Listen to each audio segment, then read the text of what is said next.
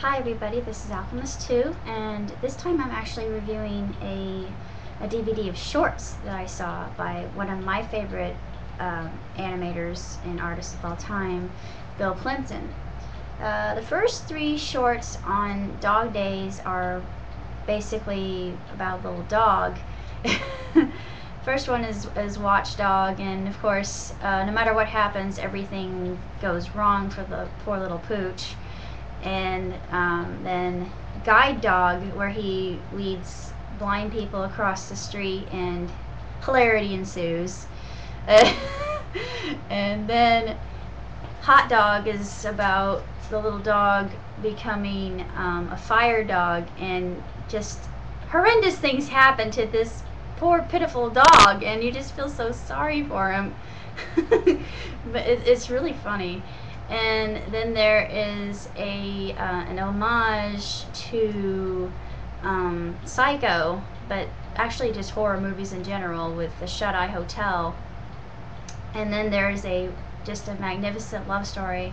I really love this love story. Is probably one of my favorites in the entire film.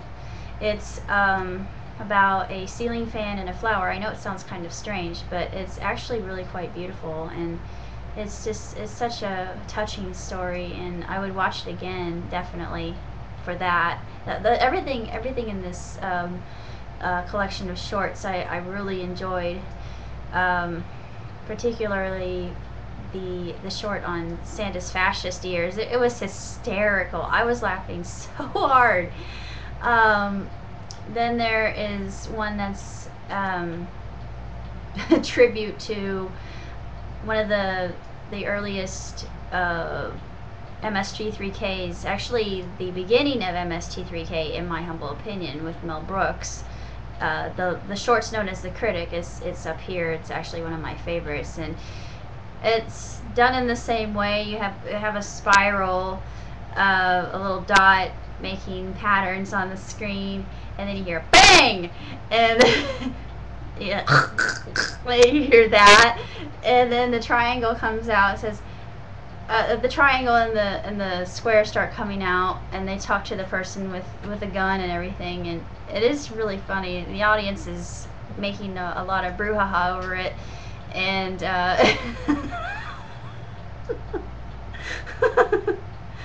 oh my gosh, it's just funny stuff.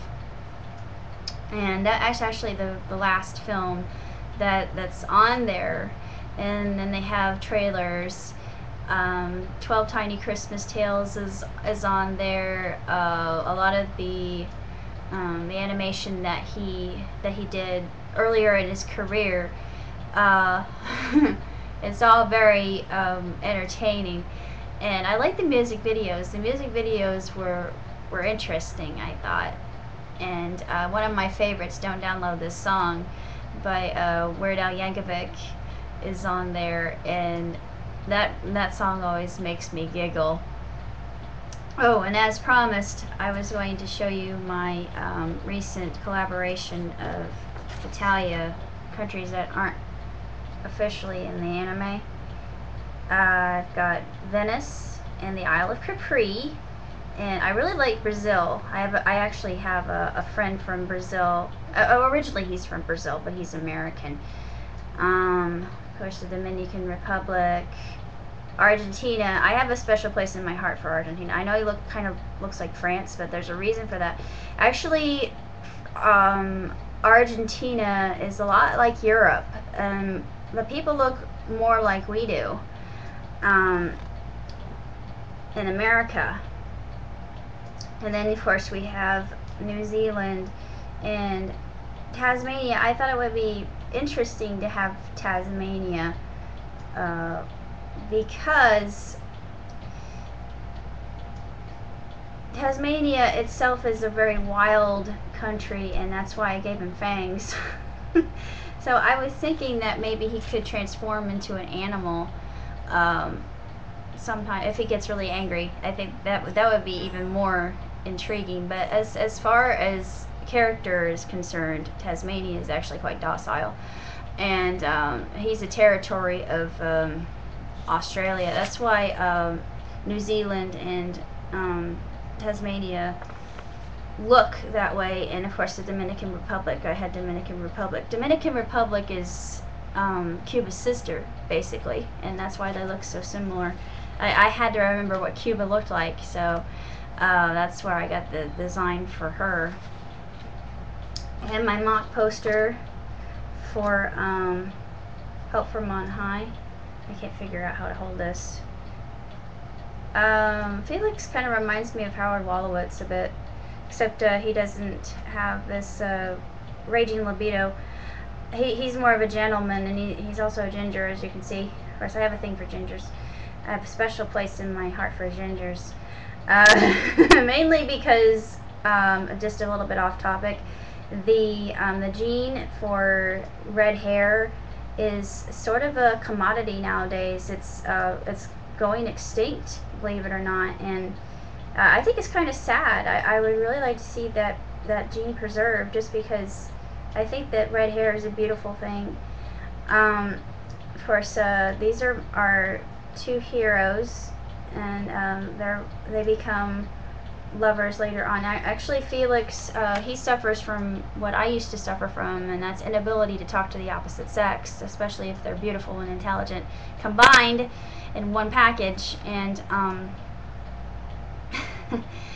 basically the story of Help from On High is Felix petitions Eros and Eros answers his petition and grants him his power for a bit, and hilarity ensues, and there are triplets in the script that they talk to him, and they take him out on the date, and they're all fighting over. I mean, they get into this big cat fight, and it is so fun. Actually, that's my favorite scene that I wrote with the triplets.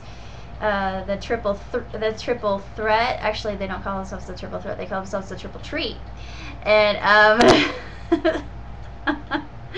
a lot of guys probably have dreams like this, but Felix makes an escape, and of course, actually, I named Felix's character for Felix Ryan, and I have a lot of love for Felix, because he and I have become friends, and I've been able to talk to him by email, and he's just a really stand-up guy, just amazing, incredible individual. Just, he's magnificent. He truly is an astronomical human being, and I say this from the deepest recesses of my heart. He is nothing short of a fantastic person, and what he does for kids, I think, is just outstanding. But I'm in the process of writing Help from On High, and still Ace Monroe as well.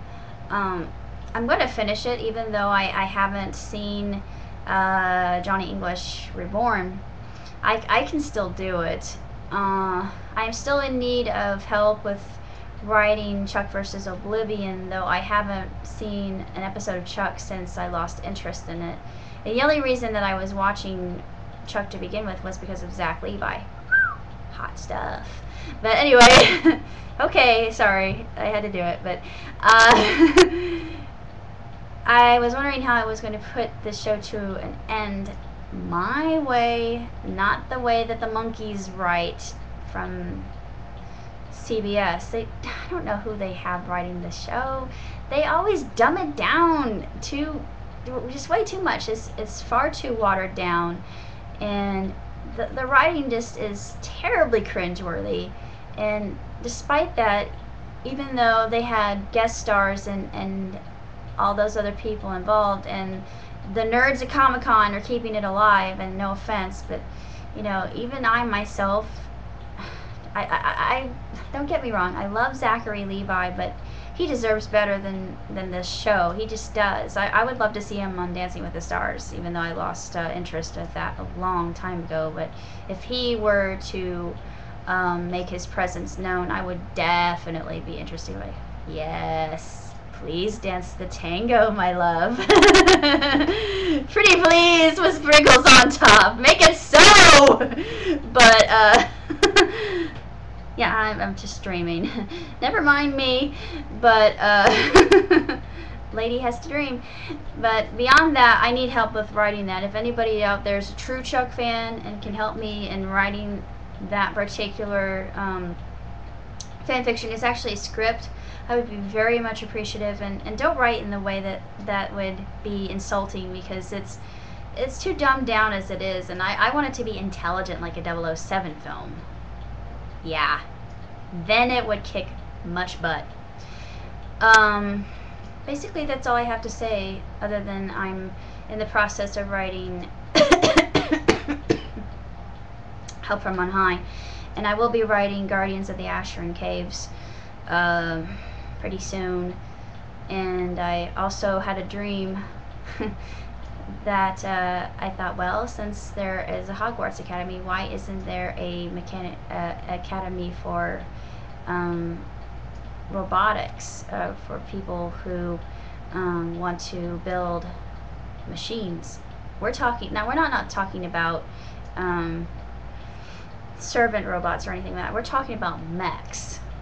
Yes, I said mechs, mechas.